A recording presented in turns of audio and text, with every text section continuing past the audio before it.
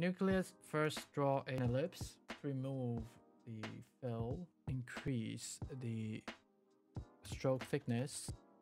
That's put it into a dashed line. And make sure you have the cap as round caps. Make the stroke orange.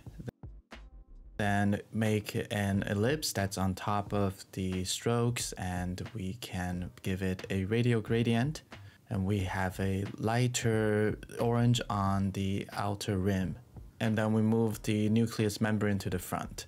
Now we can move the DNA in. You can watch this video up here to learn how to make this DNA. And we'll add some arrows and transcription, then this graphical abstract is done. If you want to watch from the start, you can check out this video.